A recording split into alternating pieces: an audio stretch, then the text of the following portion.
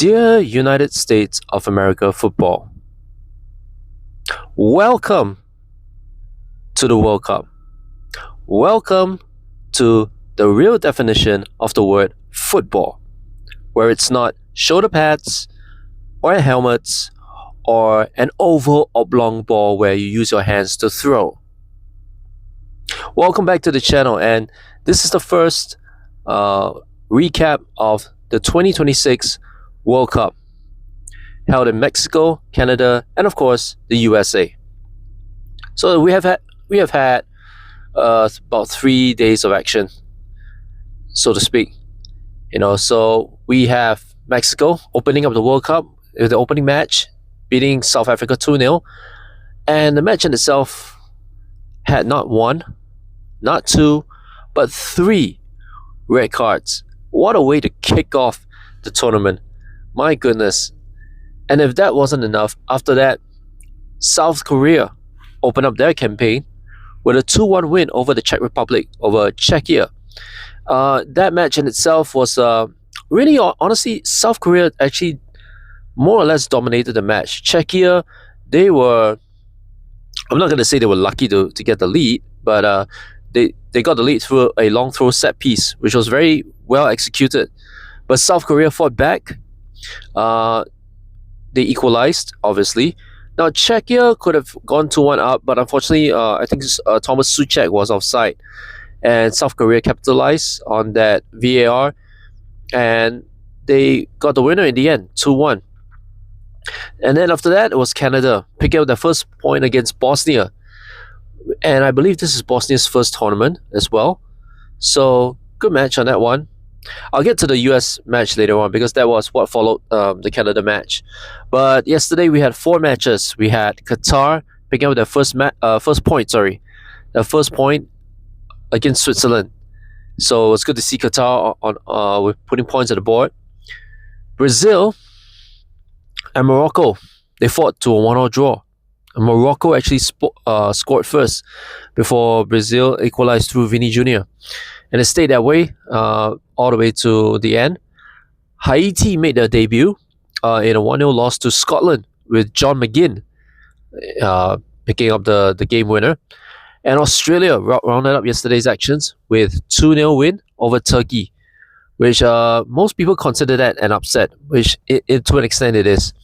And as we speak, as of this recording, at this time, Germany, I think as expected against debutant Minos Curacao, they absolutely whooped Curaçao's butt with a 7-1 win, whereas Japan and the Netherlands fought to interesting 2-2 draw.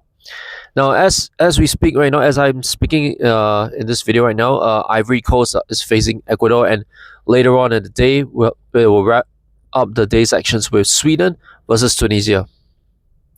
But the main highlight of the World Cup so far is the USA. A 4-1 win. A 4-1 resounding win over Paraguay. And Paraguay is not a weak team. Paraguay has some good players as well. But the USA has set the tone for this edition of the World Cup.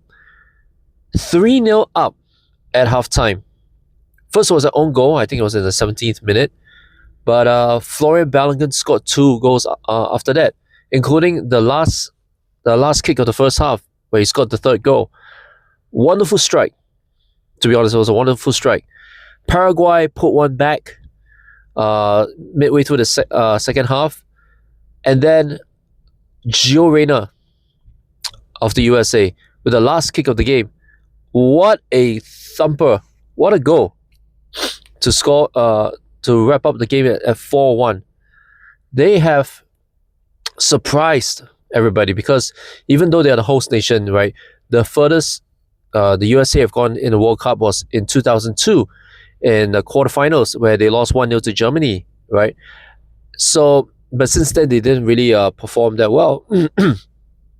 So many people think, wow, what would the US how would the US fare in this edition of the World Cup in their home country where they have the home field advantage, obviously along with Canada and Mexico? But if this convincing win, they dominated Paraguay. Paraguay had no answer. And if this is a sign of things to come for the US national team, they could go really far in this tournament. I I mean, is it too far a stretch to think that the United States could be the first North American team to reach the semifinals in the World Cup? When you think about it, when you think about the semifinals over the years, South Korea was the first Asian team to reach the World Cup semifinals. Morocco was the first African team to reach the World Cup semifinals. Obviously, the European countries that are powerhouses, the South American countries like Brazil and Argentina, they are powerhouses, right? So you expect them to be in the semifinals and all that. But to have a first North American team in the semifinals out of the three, Canada, Mexico, and the USA, which one do you think will be most likely? If this game was a sign to come, or a sign of things to come, maybe the USA could be in the semifinals. Maybe the USA could be the dark horse of this tournament. Who knows? Speaking of which,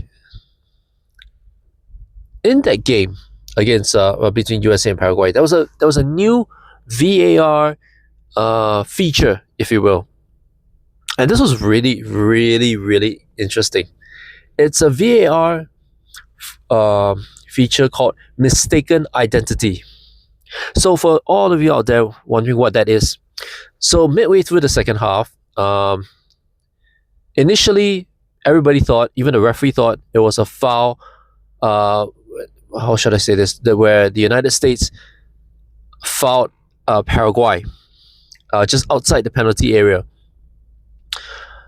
But about a few seconds later, VAR asked the referee to check on that incident with the purpose of mistaken identity.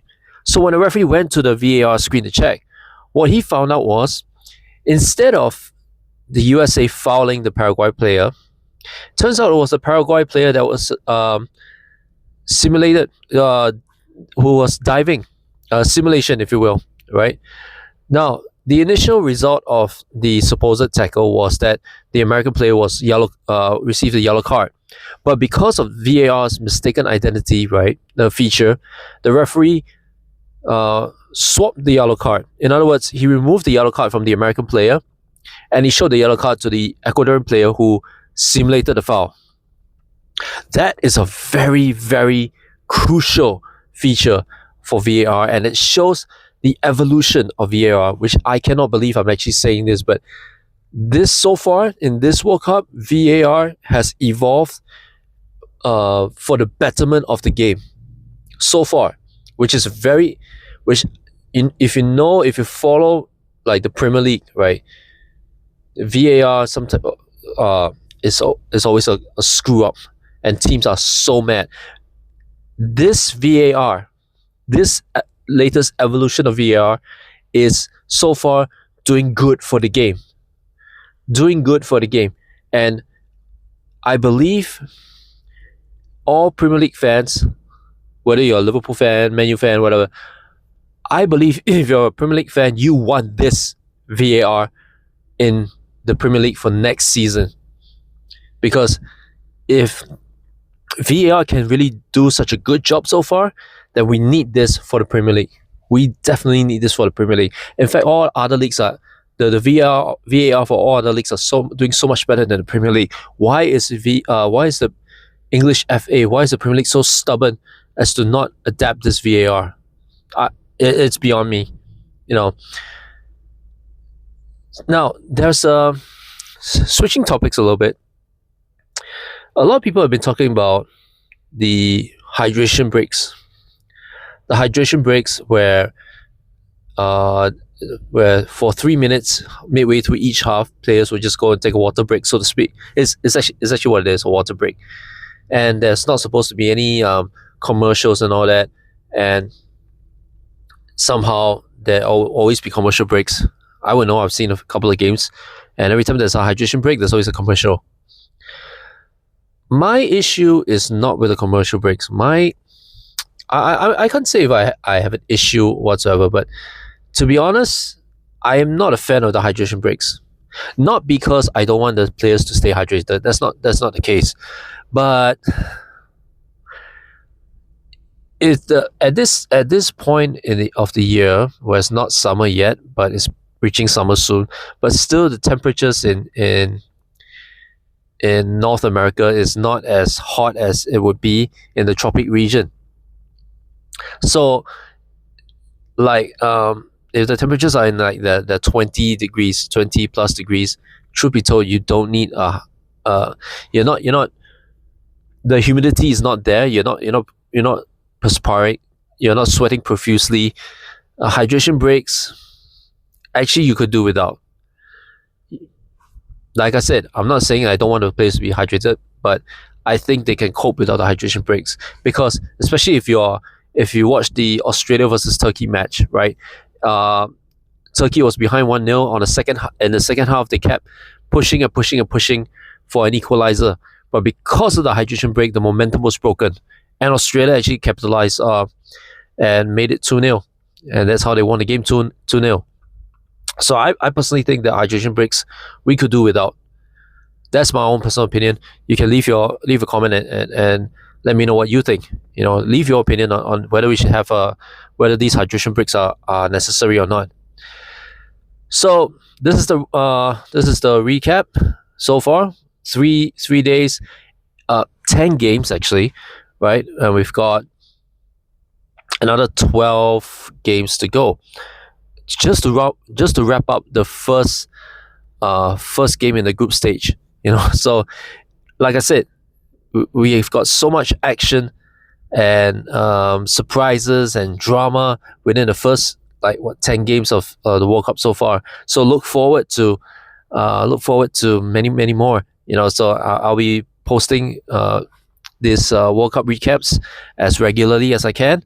And as always, like, comment, share, subscribe. I'll see you in the next video.